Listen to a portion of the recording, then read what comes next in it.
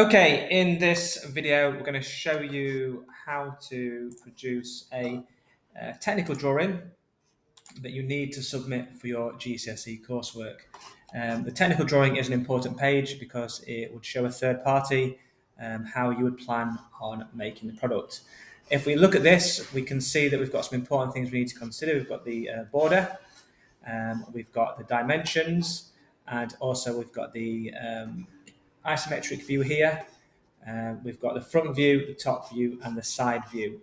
That is the correct format it needs to be for an isometric drawing. So you go front, top, and side, and then the isometric in the corner is just a nice visual to see what the product looks like in 3 dimensions. Now to do this, it's relatively easy.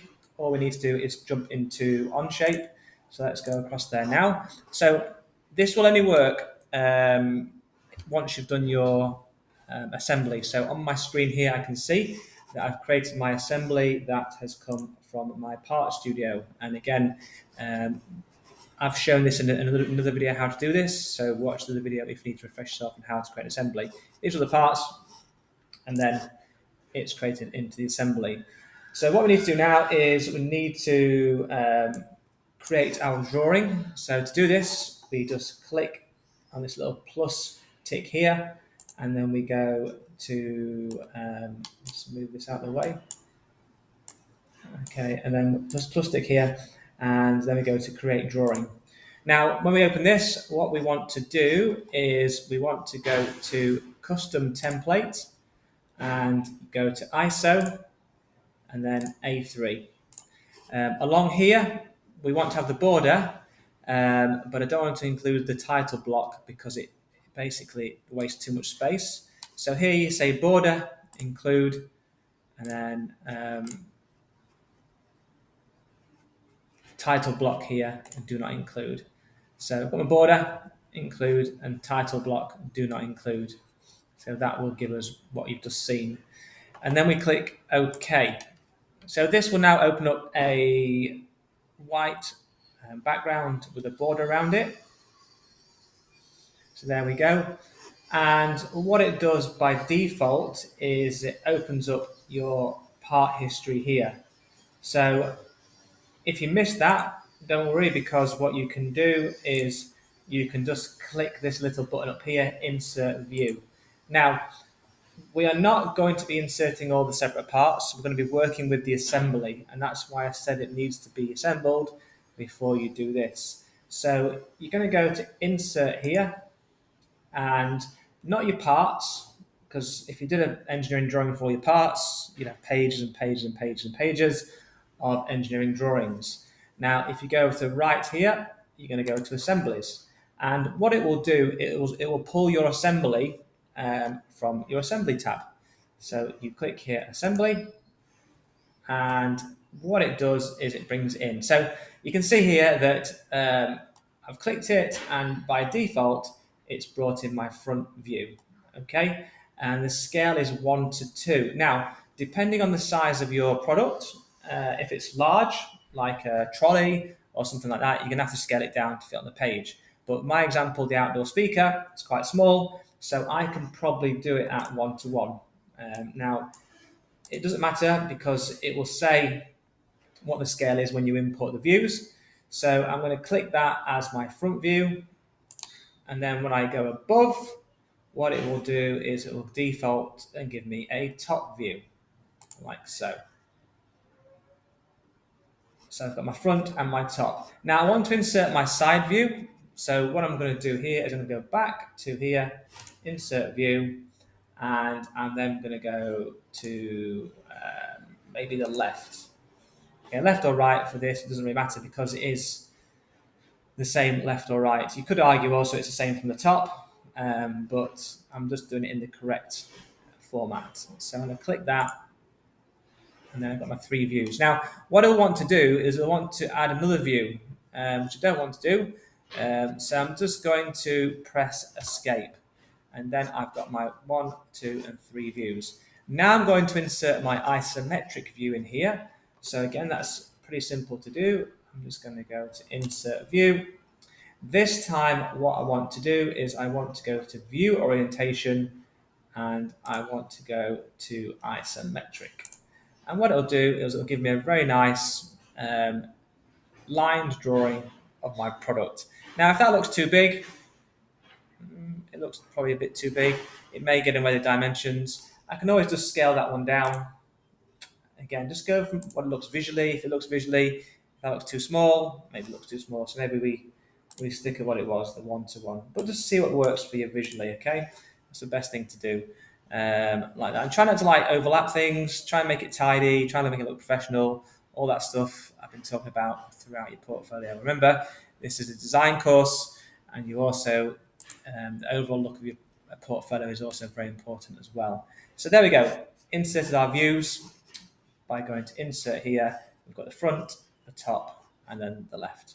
So next thing we want to do is we want to add some dimensions in.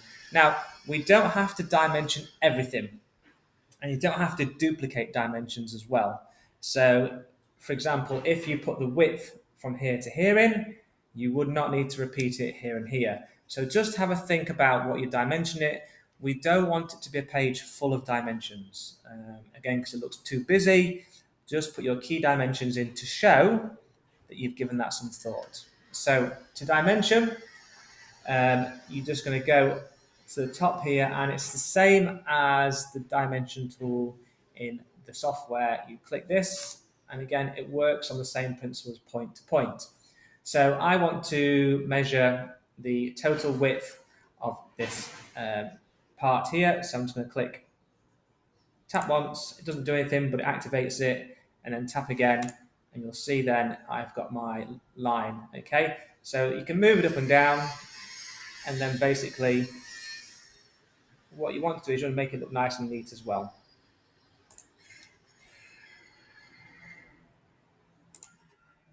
So now I have that dimension in, I'm going to also add another dimension.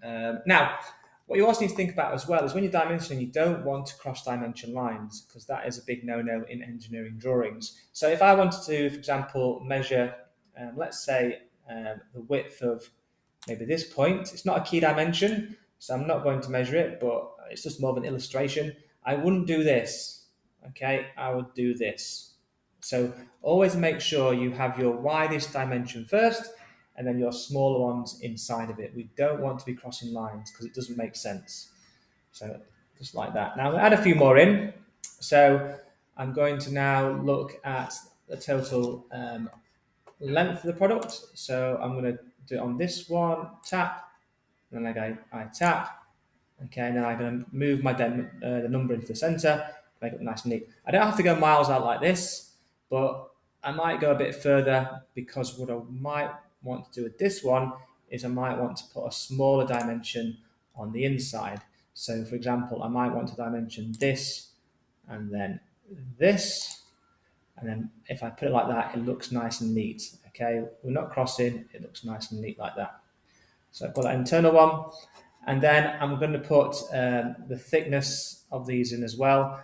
I won't put it on here because it'll be too crowded. I'm just going to zoom in, and I'm probably going to just put them on, like tap and tap that one, to show that is 3 millimeters thickness. Okay. Now, if you want to add in radius, that kind of thing, you just click here, and you can do the diameter or the radial points. For example, diameter, it works as simple as tapping the circle, and it gives you this different dimension. And again, the same thing applies. Just put it out somewhere. You don't want to be like this. That's the wrong way to do it. It needs to be off the drawing, nice and neat. Okay, so that's how you do it. There is also something else you can do if you want to, if you've got a bit of space and you want to add a bit of detail, or you want to show a bit of detail on your design. It's this tool up here.